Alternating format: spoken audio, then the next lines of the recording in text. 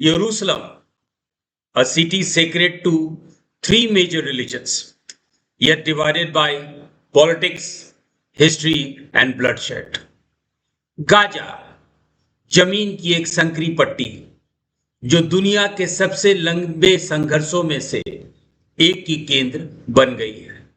नमस्कार दोस्तों, मैं doctor Rakesh Singh, KSIS academy. आज के सत्र में हम लोग चर्चा करेंगे यरूशलेम और गाजा पट्टी की वर्तमान स्थिति के बारे में, not just from news headlines but from the perspective of international law, geopolitics and its relevance in the 71st BPSC mains examination. आज हम लोग चर्चा करेंगे यरूशलेम का राजनीतिक और प्रशासनिक विभाजन, the humanitarian and governance crisis in Gaza, Israel, Hamas और अंतर्राष्ट्रीय कर्ताओं की क्या भूमिका है और इन सब घटनाक्रमों पर क्षेत्रीय शांति पर असर और भारत की विदेश नीति का इस परिप्रेक्ष्य में क्या अर्थ है। So stay tuned. This short analysis will give you concept clarity and exam ready facts that you can use directly in your mains answer examination. Jerusalem पे विवाद क्या है? What is the dispute over Jerusalem? अब देखिए कि Israel और Palestinians दोनों Jerusalem को अपनी राजधानी they say that Jerusalem is their capital. अब जरा इसके इतिहास में चलते हैं। जो वेस्ट जेरूसलम है ये हमेशा से इजराइल के पास रहा, लेकिन पिछले सेशन में याद रखिएगा कि 1967 के मिडिल ईस्ट वॉर में ईस्ट जेरूसलम और वेस्ट बैंक को इजराइल जो है जॉर्डन से कब्जा कर ली थी। और जब 1967 वॉर में ये आपका ईस्ट जेरूसलम और वेस्ट जेरूसलम को इजराइल का ये मानना था, उनका ऑफिशियल ये डिक्लेरेशन था कि ये इंटायर सिटी, पूरा जेरूसलम शहर जो है उनका परमानेंट कैपिटल है और ये स्थायी राजधानी का विभाजन, डिवीजन नहीं हो सकता। दूसरी तरफ फिलिस्तीनी लोगों का कहना है, द पैलेस्टीनियंस क्लेम दैट उनका जो ईस्ट जेरूसलम है, जेरूसलम का जो पूर्वी भाग है, इस शहर का जो पूर्वी भाग है जिसको हम लोग ईस्ट जेरूसलम कहते हैं, वो फ्यूचर पैलेस्टीनियन स्टेट है। यानी भविष्य का जो फलस्तीनी राज बनेगा, फिलिस्तीनी राज बनेगा, उसका ईस्ट जेरूसलम जो है एक उनका राजधानी है। अब वर्तमान में स्थिति यह है कि ईस्ट जेरूसलम का जो आबादी है, मेजॉरिटी ऑफ द पॉपुलेशन या कहिए most of the population Palestinian है, लेकिन हाँ इनमें से कुछ अल्पसंख्यक, कुछ माइनॉरिटी पैलेस्टीनियंस अपने आप को इजरायली सिटीजन, इजराइल के नागरिक मानना चालू कर दिया है। बेसिकली जेरूसलम इंपॉर्टेंट क्यों हो जाता है? जेरूसलम इंपॉर्टेंट इसलिए होता है कि ये यहाँ पे बहुत सारे पवित्र स्थल हैं। There are many holy sites and this is the center of the holy sites are the center of conflict between Palestine and Israel.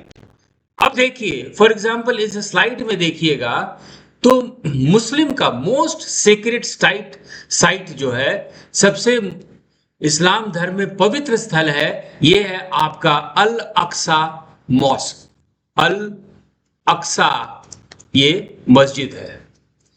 तो ईस्ट जेरूसलम में ये मस्जिद है और यहूदियों का भी टेम्पल माउंट जो कि ईस्ट जेरूसलम में स्थित है, वो भी आपके इसी कॉम्प्लेक्स में है। तो आप देख सकते हैं कि ये पूरा कॉम्प्लेक्स है और एक तरफ है अल अक्सा मॉस्क और दूसरे तरफ है आपका टेम्पल माउंट। तो ये टेम्पल माउंट और आपका मस्जिद एक ही कॉम्प्लेक्स में है। अब यूएन का स्टैंड क्या है?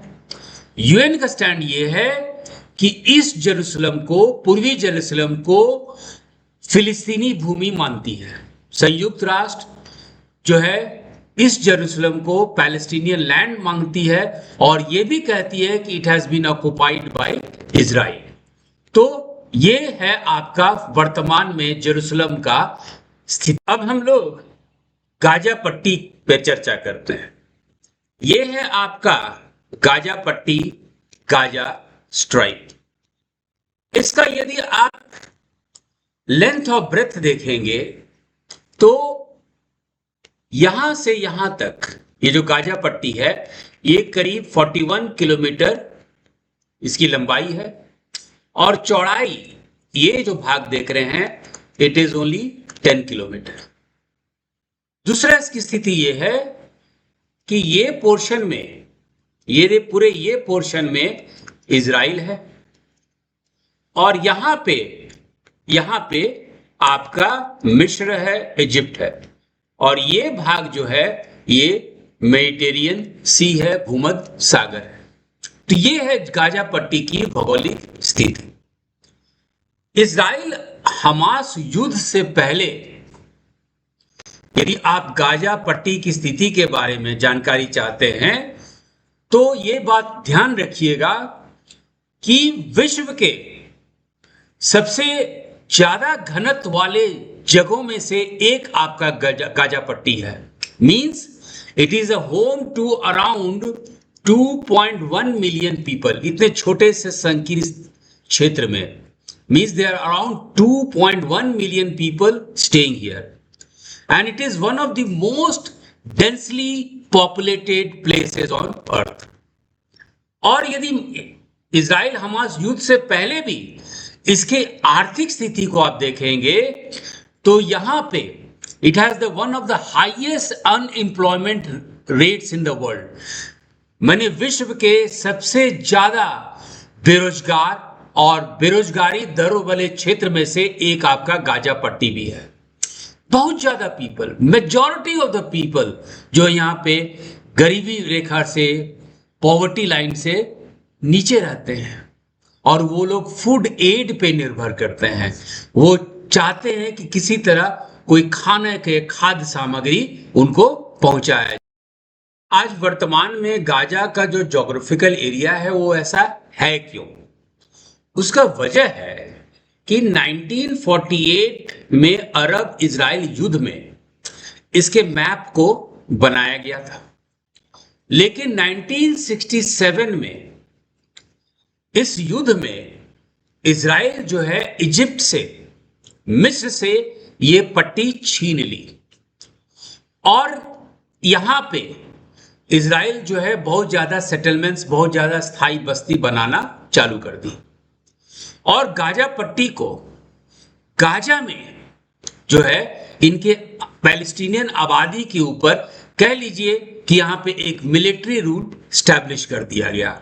यहां पे एक स्थायी सेना यानी स्थायी सेना का शासन गाजा पे हो गया।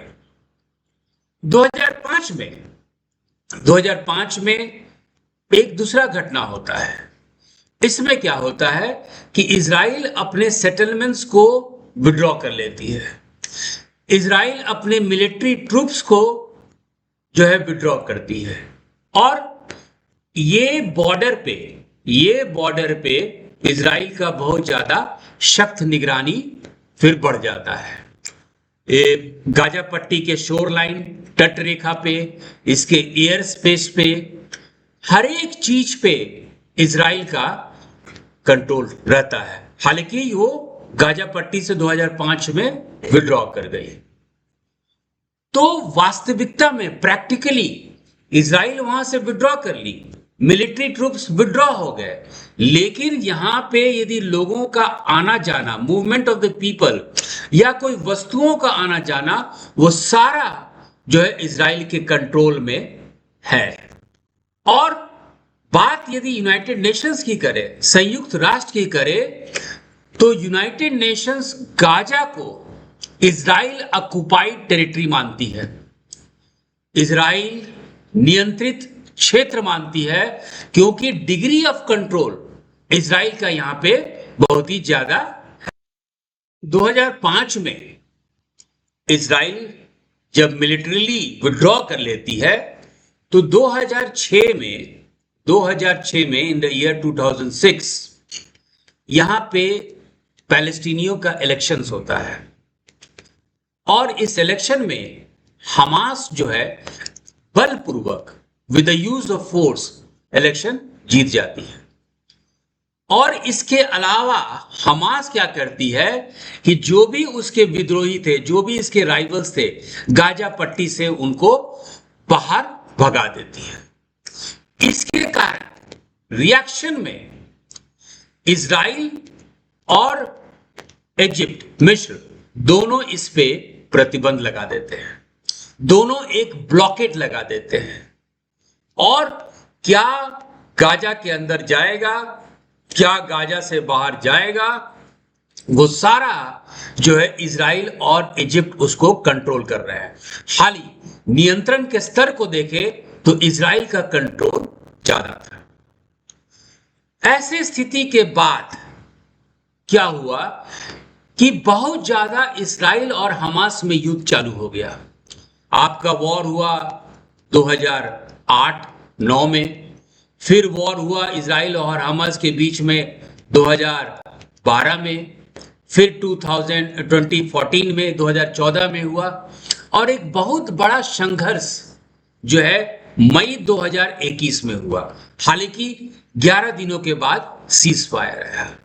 लेकिन यदि प्रेजेंट स्टेटस पे चले, सबसे बड़ा वॉर इजराइल और हमास का जो स्टार्ट हुआ है 7 अक्टूबर 2023 को, मींस गाजा के क्षेत्र से जो है स्ट्राइक हुआ, फाइटिंग स्टार्ट हुआ, युद्ध शुरू हुआ, जिसमें इजराइल के 1200 लोगों की मौत हो गई। 1200 people were killed in Israel and 251 people were taken as hostages.